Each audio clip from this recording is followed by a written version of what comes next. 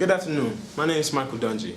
Today I will be speaking with you about whether or not college athletes should be compensated for their time and effort while playing at a college, and also whether or not college athletes should stay in college or go pro.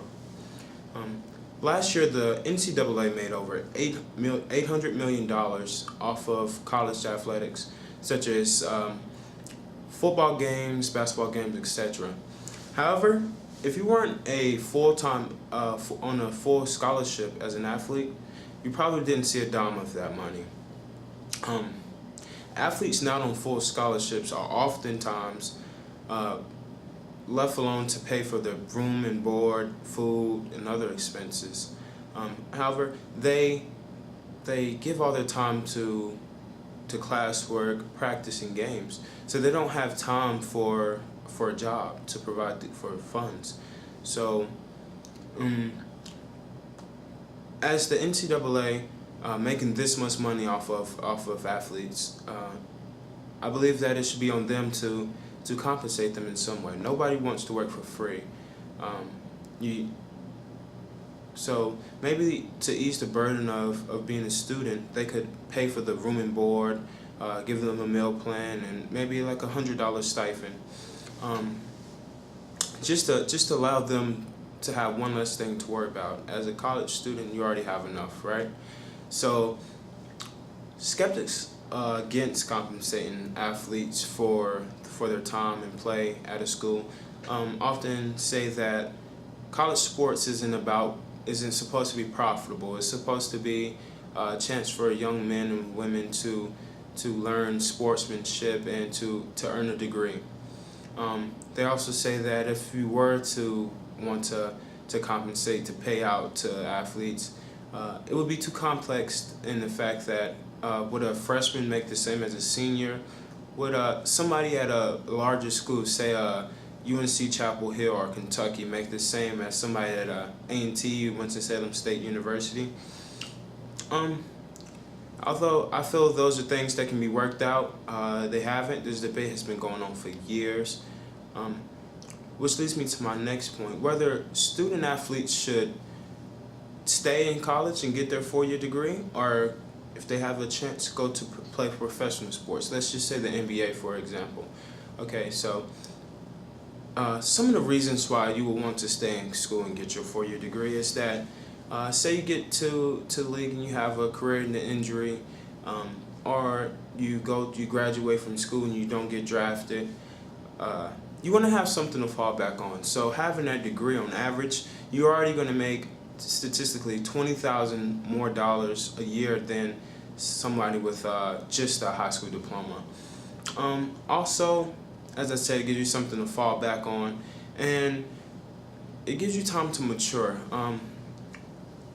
In college, you're 20, 23 years old, and to be introduced to, say you were to get drafted, to be introduced to millions of dollars at that young of age, especially for people who are coming from not having money, you maybe not properly taught how to spend money. It just generates problems, as you see today. Guys abusing drugs, going broke, buying cars and houses that don't appreciate values, things that don't matter. So that would be, I feel, probably the biggest thing, just the maturity and learning how to invest the money that you're getting prepared to receive. But for those elite athletes, say like Kevin Durant, when he was at Texas, he played 1 year and he got drafted and ended up making over $15 million as a 23-year-old rookie in the NBA. Not all athletes are going to see that much money. As I said, it's an elite few, but that's just a circumstance of what could happen going pro. Like I said, it's not for everybody, but for those who have the chance, I feel that it's an awesome chance to instantly get put yourself in an instant financial situation that you can do a lot with, as far as investing and living a lifestyle, a comfortable lifestyle. For also for like most athletes, going professional is a dream, something you dream about your whole life. So having that chance, to do that, I feel like there should be nobody tell you no, you can't live your dream. You can't go and play for this team because you're not old enough. You need to graduate. College isn't for everybody. So if you have that chance, I feel like athletes should be able to take it.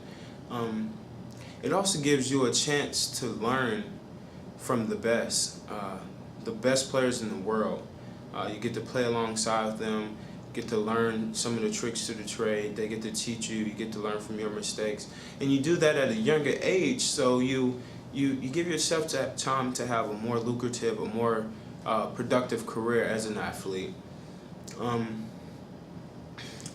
Also, the upside of choosing to leave college early is, say you were a freshman in college and you were projected the #1 pick in the NBA, but you chose to stay your sophomore year in college. You wanted to get one more year in college, and you got hurt that year in college, your sophomore year, and you no longer are projected to be that #1 pick, or even worse, not projected to go into the draft at all. You missed out on a lifetime chance, and the way most collegiate sports are lined up, you will also be stuck with that insurance bill, which is no fun.